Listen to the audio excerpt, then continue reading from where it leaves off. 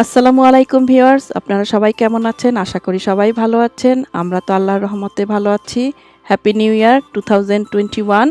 আমরা আজকে নিয়ে আসলাম নতুন একটি রেসিপি, নিউ ইয়ারের ডিনারের রেসিপি। তো এটা হলো, আমরা প্রথমে দেখাচ্ছি ভেজিটেবল আমরা কি নিয়েছি, ইনগ্রেডিয়েন্টগুলা। এখানে ভেজিটেবল নিয়েছি, আর এটা ল্যাম্ব স্টেক নিয়েছি পরিমাণ মতো, আমি 2 প্যাক নিয়েছি।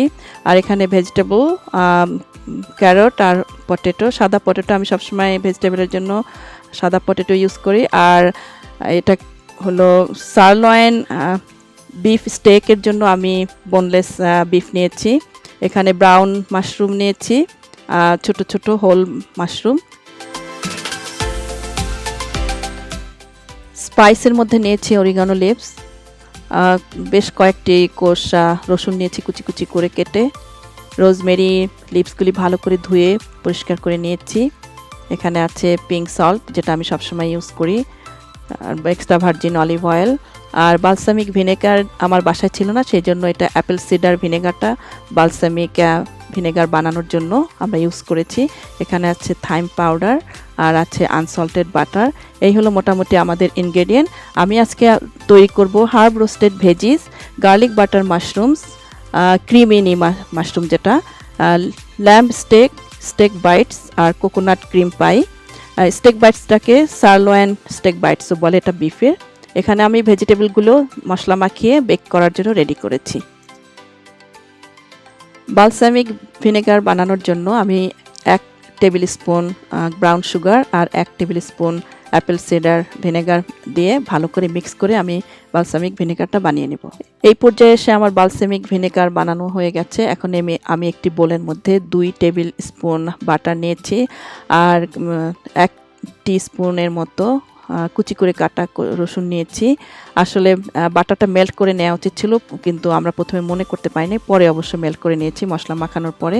এখানে 1 টিস্পুন থাইম নিয়েছি, আর এরপরে নেব আমি ব্ল্যাক পেপার, যেটা আমি আন্দাজ করে নিয়েছি। আমি হাফ টিস্পুনের থেকেও কম নিয়ে এটা ভালো করে মাখিয়ে নেব। এটার সাথে আমি একটু হালকা লবণও নেব। লবণটা খুবই কম নিয়েছি, আন্দাজ করে, এটা টেস্ট অনুযায়ী নিতে হবে। নিয়ে আমি ভালো করে মিক্স করে পরে অবশ্য আমি এটা মেল্ট করে নিয়েছি।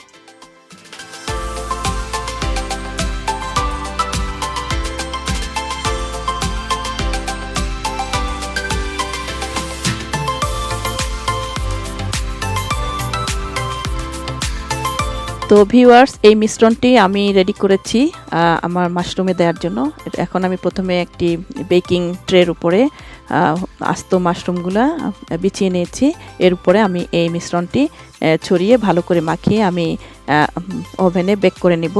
আপনারা চাইলে এই মাশরুমগুলো কেটে ছোট পিস করে নিতে পারেন, যেহেতু এটা সাইজে ছোট, এই জন্য আমি আস্তই এটা বেক করে নিয়েছি।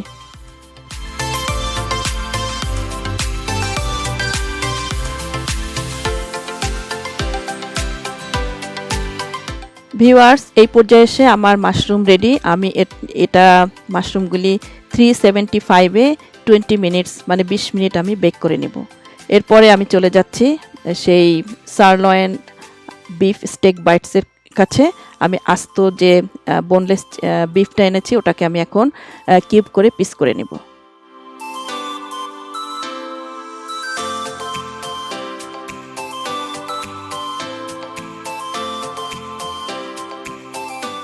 ভিউয়ার্স দেখুন, বিফগুলি কাটার পরে, কিউব করে কাটার পরে এইরকম একটা সুন্দর সাইজ হয়েছে।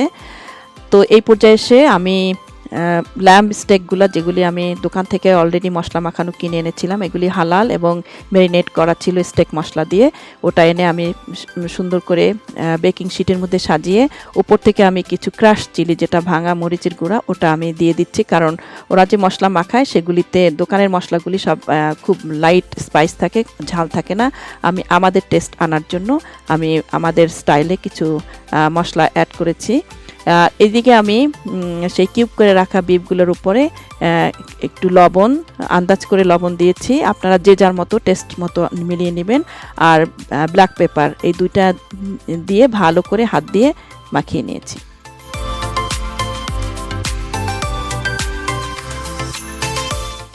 দর্শক, এই পর্যায়ে এসে আমি স্টেকগুলি মশলা মাখানোর পরে উপর থেকে আমি কয়েক কোষ রসুন, আস্ত রসুন দিয়ে দিয়েছি, আর রোজমেরির যে স্টিকগুলো সেগুলি দিয়ে দিয়েছি ফ্লেভারের জন্য। ভালো করে মাখিয়ে এরপরে আমি ওভেনে দিয়ে দিব। এদিকে আমি একটি ফ্রাই প্যান চুলায় দিয়ে কিছু অলিভ অয়েল দিয়ে আমি এই বিফ কিউব করে কাটা বিফগুলি ভালো করে ভেজে নেব। এরপরে আমি বাটার অ্যাড করব এটার সাথে, আর রসুন কুচি অ্যাড করে ভালো করে লাল লাল করে ভেজে নেব।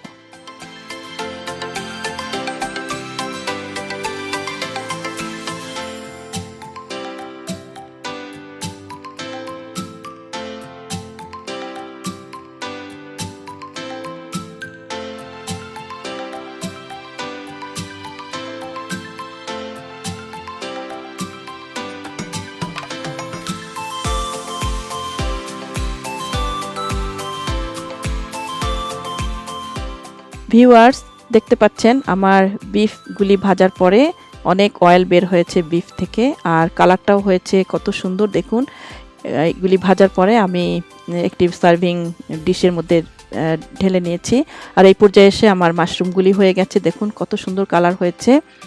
মাশরুমটা খুব তাড়াতাড়ি হয়ে যায়, সেই জন্য খুব বেশি সময় লাগেনি হতে।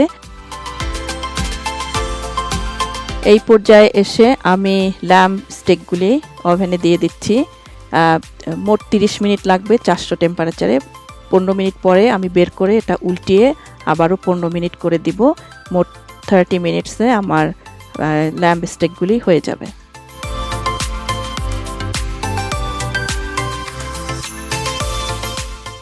দর্শক দেখুন আমার ল্যাম্ব স্টেকগুলি কত সুন্দর কালার এসেছে, আর অনেক গ্রেভি বের হয়েছে। এই গ্রেভিটা আমি রেখে পরে একটি আলাদা করে পাত্রে উঠিয়ে রাখবো, এবং খাওয়ার সময় এই গ্রেভিটা মিলিয়ে খাওয়া যাবে, এটা আমি ফেলে দিব না। তো এই পর্যায়ে এসে আরেকবার আমি উল্টিয়ে দিচ্ছি। এখন যেটা হবে, আস্তে আস্তে এটার ভাপেই যে হিটটা হয়েছে এই হিটেই বাকিটা হয়ে যাবে। আমার স্টেকটা ডান হয়ে গেছে। আমি ওভেনটা বন্ধ করে আমি ভেতরে কিছুক্ষণ রেখে দিয়েছিলাম, এখন আমি বের করে নিচ্ছি। প্রিয় দর্শকবৃন্দ, ভিডিওর এই পর্যায়ে এসে আপনাদের কাছে রিকোয়েস্ট করছি, যদি আমার ভিডিওটি ভালো লেগে থাকে তাহলে অবশ্যই আমার চ্যানেলটি সাবস্ক্রাইব করবেন, লাইক করবেন, কমেন্টস করবেন, শেয়ার করবেন, এবং পাশে থাকা বেল আইকনটি ক্লিক করে দিবেন যাতে নেক্সট ভিডিওটি ছাড়ার নোটিফিকেশন আপনারা খুব তাড়াতাড়ি পেয়ে যান। আর আমার ইনস্টাগ্রাম আছে, আমার ইনস্টাগ্রামের লিঙ্ক ডেসক্রিপশন বক্সে দেওয়া আছে। এই পর্যায়ে এসে আমাদের নিউ ইয়ারের ডিনার রেডি।